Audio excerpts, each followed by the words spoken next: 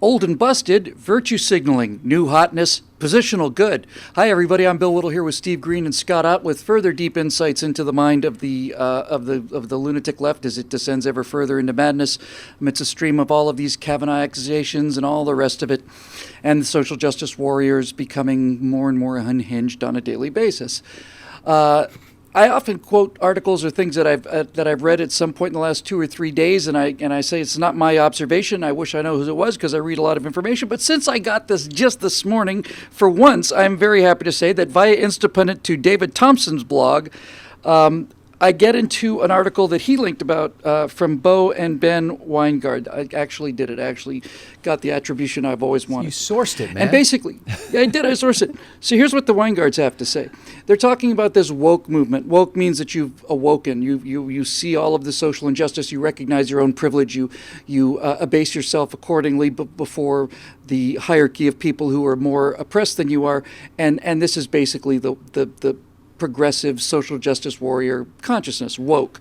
I'm aware of all the injustice that's ever happened, and here are the hierarchies of victimhood to which we all must bow down. But these guys talk about something that I'd not really thought about before. Sometimes you hear a term that just makes so much sense instantly that you just got it. And I was away with virtue signaling. When I heard what people were doing, what the left is doing in showing that, you've got a bumper sticker on your car that says free Tibet or, save the planet, it's virtue signaling. It's showing everybody else that you're a good person and they're a bad person. But here's the problem. What happens when you've got a room full of social justice warriors? What happens if you have a social justice planet? What if the entire country gets woke?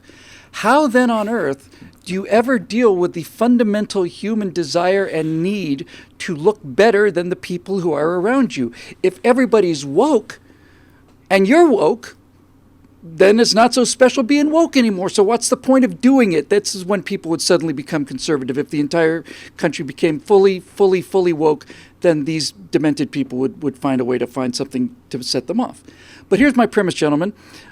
This generation and this whole woke movement and this idea of positional good, which I'll get to in more detail in just a second, I think is the result of the self-esteem movement, which we've been saying and watching now for 30 years, but basically saying to small children that you can't compete in things like soccer or baseball or anything like that. We're not going to keep score because that would mean that somebody's better than somebody else, and we don't want to hurt that person's feelings. So we're going to give participation trophies to everybody and first place to nobody. As this has worked its way through the system, as this giant consumed poisonous ball has worked its way through the snake, what we find is that young people today and this whole social justice generation has essentially one skill set, and that's protesting. And that's not a very deep skill set, but it's the only thing they've been encouraged to do. All of the heroes that have been held up to them by their socialist professors have been social rights activists and civil rights activists, and protesting is the only thing they know how to do. And this search for social justice is the only means they have of competition, because you can tell people a lot of things, but you can't breed them out of them. So what I'm trying to get at is this. The idea of positional good is a way for people who've been told that they can never compete because competition and making money is bad and winning is bad and all the rest. You got to be team players. This whole positional good thing is a way for people to compete by being more virtuous than the other virtuous people around you. Steve, let's start with you. The way I think that the most concise example here was a story that leaves sane people just simply aghast. And here's basically what happened. There was a speaker, I think it was at Purdue University. I'll check that. Yeah, I think so. And so somebody came in, and a couple of activists came in to protest this speaker and talk about his privilege and how unfair it was, and he needed to recognize his privilege and all the rest of it. And so the very progressive student body started to applaud, not the speaker, but started to applaud these people that came in to make this protest. And these people were very, very upset that the students had protested them. And here's a perfect, it was not Purdue, I'm sorry, it was DePauw, beg your pardon. I'm a bit lististic. Here's what one of the protesters actually said. Dear DePauw, why is your first reaction to my protest clapping? My activism is not a show. Oh man, I love some hot blue on blue action. Man, that turns me on. Isn't it great? And you talk about this being virtue. It's easy virtue, isn't it, Bill? You don't actually have to do anything or achieve anything. You No. just have to No. be woke. Which, Be outraged about the right things, Yeah. and be more outraged than the next guy. yeah, it's really a promiscuous kind of virtue. Uh, that is, here's why it always turns into blue on blue, left on left, progressive versus progressive. There's no limiting principle to leftism. It doesn't end. Yeah, conservatism, libertarianism. We believe in certain things. We believe in limited government. We have a constitution to prevent government from doing things that we consider evil or outside the scope of government. We believe in certain values in our personal lives to encourage us to live good, productive lives that create something over time that benefits not just ourselves but society as a whole. Leftism has no limiting principles whatsoever. That's why the French Revolution starts with, we're going to overthrow this inept and oppressive king, and ends with sending the leaders of the revolution to the guillotine and mass murder and all the rest. It's how you get... Lenin said, what is communism? Communism is electrification of the farms and bread for the soldiers, or whatever it is. Two very simple promises, and within very short order, it's forced starvation and forced labor camps. And that's executions. Yeah, National Socialism, as opposed to international socialism, started off, we just want to restore Germany's honor and greatness. And of course, next thing you know, it's gas chambers for the Jews and the gays. So there's no limiting principle. Once you get that ball rolling, there is no natural resting place for it. And so now we're at the point where leftism has become so much about show and so little about achievement that the only thing they can do is snipe at each other for not being sufficiently woke. And Bill, I've never seen a parade of ineptitude so comically wonderful in all my life. Well, let's hope that the rest of the American people have the same realization as we talked about in your segment on Right Angle this week. So, Scotty, when Buzz Aldrin came back from Apollo 11, Neil Armstrong was a very quiet, humble person, just retired into engineering life at Purdue, not DePaul, at Purdue. But Buzz had a real hard time of it, and the people who were closest to him said, "Well, you've come back. You're in your mid-30s. You've walked on the moon. Now what do you do?" And it made me wonder. You really have to have some pity on these young people who only know how to protest. To have the horror of waking up in the least racist society on planet Earth, with so little actual ammunition to work with, and I mean that. I think I can make that case compellingly. The least racist society on planet Earth. All they know how to do is point out racism, and they have to work harder and harder and harder to lift a smaller and smaller load, just incrementally higher. It's asymptotic. So now you get the left doing these things that are simply, absolutely insane, and I think the American people have had pretty much enough of it. As you all were talking, I was thinking, what's the worst thing that can happen to what we have euphemistically called social justice warriors? The worst thing that can happen is that the campaign that they had launched is successful. If they get what they want. Yeah, because by that time they've started a raft of not-for-profit organizations. They've got millions of dollars flowing into their coffers and scads of lawyers working on their payrolls and press releases pumping out of their press release factories, and all of this going on. What should happen if they should win? And that's why you have to put an ever finer point on what the point of the crusade is, so to speak, so that it can never be over. It's like that kind of walk halfway to the wall and then walk halfway to the wall again and then walk halfway to the wall again. You never get to the wall, but you're always moving toward the wall. And at a certain point, it really becomes irrelevant because you're at the wall. And so, yeah, that's right. But they have to persuade people that they are not, in fact, at the wall, and there's a hair's breadth between the tip of their nose and the side of the wall. And so That's got to be frustrating. I mean, if you've devoted your whole life to a cause that got won before you were born, that's got to be sad. Yes. And I think that my sympathy goes out to them to this extent. I think we need to have meaning in our lives. We have to have a sense of purpose. We have to know that we're making a difference. And Lord knows there are times when I'm doing this commentary thing, for example, when I think, why am I bothering? Because it just seems like only the people who agree with me are listening and half of those are criticizing me. So, why should I even bother? That's what we pay you for. That's right, exactly. And that's how I remember my purpose in life, by the way, on the way to the bank. But I think there's a certain charm in that largely young people want to have legitimate meaning in their lives. They want to feel they're making a difference. But I think you have to have you need to have objective goals. And you need to say, okay, how will we know when we have succeeded? It's the same question I used to ask of government programs when I was a county commissioner.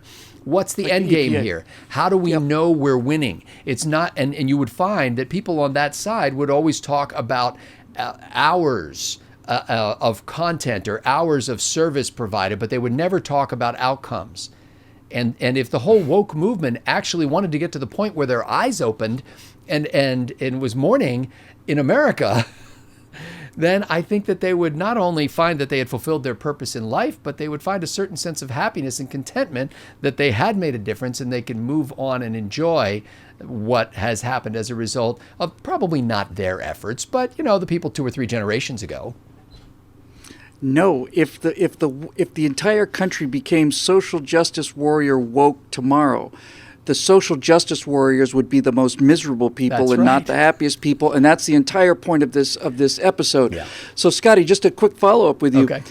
When I think it's kind of pithy little phrase. I like to say, this country passed peak injustice at least by 1960s, and now injustice supplies are so low that they're having to manufacture synthetic injustice, and so synthetic injustice means things like marching senators out of a restaurant. And feeling like somehow this is the same thing as walking with Martin Luther King, or having a hose turned on you by Democrats going to college in Mississippi. The sheriff's dogs are on your cuff. Yeah. Or they think that they're the guys standing in front of that line of tanks. The stuff that required actual courage because there were actual consequences. But that's not what these people are doing now. Yeah, if you haven't seen this video that Bill's referring to, please go and watch this video of Ted Cruz and his wife Heidi being hectored out of a restaurant, I believe in Washington, D.C., by a group of people who were shouting at him because of some great evil he has done? No, because he's friends with Judge Brett Kavanaugh, and that's his problem. And so they are shouting about how they believe Kavanaugh's accuser over and over again until, Ted and Heidi do what any civilized people would do, which is basically saying, okay, I guess this is not our night to have a quiet dinner out at this restaurant. I think we'll move along now. And they make their way out of the restaurant. And the kids, I assume they're kids, they could be 60-year-old hippies for all I know, but they are triumphant. I mean, when the door closes behind Cruz, the Cruzes, I mean, you almost hear them thumping their chests and, making baboon-like noises about how thrilled they are that they've succeeded. And I thought about this, Bill, after we did our backstage episode that only members at BillWhittle.com can see. But after we did that, I thought, what would I have done if I had a case that I wanted to make before a U.S. senator? And there he is. He's in the restaurant. And I'm like, hey, that guy is influential in something that I care a lot about. I think what I'll go over and do is shout in his face until he leaves. And chant like a 3-year-old. Yeah. Instead of saying, what an opportunity to walk up to him and say, hey, Senator Cruz, it's an honor to meet you. I appreciate your service to the country. By the way, if you have a moment, I have a disagreement with a policy position you've taken, and I wonder if I could just give you 30 to 60 seconds on why I think that you may not be seeing the full picture here. Hey, Scott, when I talked about that... That's your problem for thinking like an adult. Yeah. Scott, when I talked about that parade of ineptitude, this is it. Here we are, 24 hours later almost, and they're still patting themselves on the back for having achieved the impossible. They interrupted dinner. It's asymptotic. It requires exponential curve means that as time goes on, things get more and more and more activity, and asymptotic is the inverse of that. As time goes on, it achieves less and less and less. It's walking halfway to the wall. Yeah, you look at these people who think that they've accomplished this great moral good by making sure that Ted Cruz had to go to some other restaurant or eat in his hotel rather than eat in this particular restaurant. And a number of thoughts occur to me as a result of that video, first among which is the reason that these people get away with it is because there's no consequences. I can remember living in a world where all sanity had not abandoned hope and abandoned all hope, ye saying that enter here. And I remember a time where if some 3 or 4 people had come into a restaurant and started yelling and chanting at anybody, then the restaurant management would have immediately called the police. The police would arrive on the scene and they would arrest those people and take them downtown to the lockup, and they'd spend a night or 2 in jail, and they'd begin to realize that these kind of things have consequences. But now they're famous among their friends and they feel like they've committed this gigantic social victory. This is the kind of thing we're talking about. I had a situation in Texas with this guy I've been referring to as Malibu Trotsky, and I realized the problem with Malibu Trotsky, who looks exactly like Trotsky if he'd grown up in Malibu, exactly like him. The problem with Malibu Trotsky is he's a white male, and since he's a white male, he has to be screaming the loudest, you see, because he is so far down on the hierarchy of oppression that only through extraordinary efforts can he even hope to keep treading water with the people who are far more oppressed than he is. And so this is how the whole game works. Speaking of videos, there is a video, I don't remember the name of it, I would link to it otherwise, I just saw it in passing, and it was at a rally, or was it at some kind of Antifa event, and it was a group of patriots, these guys look like motorcycle riders, just guys who liked America. And a bunch of these social justice warriors got in front of them and tried to block them, and this very frail-looking 17-year-old boy with long hair stood in front of one of these guys and put his hands up like this, saying, "No, you shall not pass." And the guy said, "Get out of my way." And he basically, the young man bumped the biker guy, and the biker guy just went, push. And this kid fell down. And the thing that was so amazing was the look on his face, which was not a look of pain or anger or retribution, like I'm going to go kill this guy. That'd be a normal reaction. His look was like, what happened? Why did you hit me? Why did you push me? All I did was bar your way from leaving this park and physically assault you, making sure that you didn't get away from my social protest, and you pushed me to the ground. They're quite shocked at it. I think they're going to get more shocks as the years go by. And we're going to see this thing continue, and it's going to get worse before it gets better. But I genuinely think more and more every day, and this Kavanaugh thing especially brings me to this conclusion that I started to reach about 6 months ago now, which is that I think this country is past peak progressivism. That's not to say there won't be a lot more of it coming.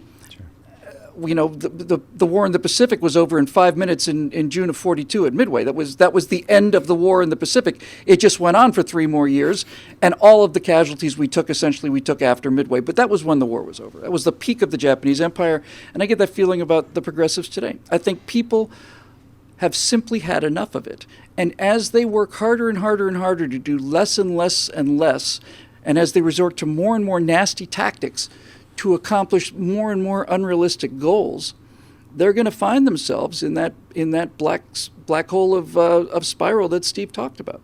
The only thing left for them to eat when they've eaten everything else will be themselves, and that is something that we're starting to see already. Yeah. It's horrific. Couldn't happen to a nicer bunch of people. That'll do it for this Right Angle, brought to you by the paying members at BillWhittle.com. If you'd like to join us, we'd love to have you. You can just go over to BillWhittle.com, hit the Become a Member button, and be a force for truth and justice and courage in this increasingly insane world of ours. I'm Bill Whittle here with Steve Green-Scotta. We will see you next week on Right Angle.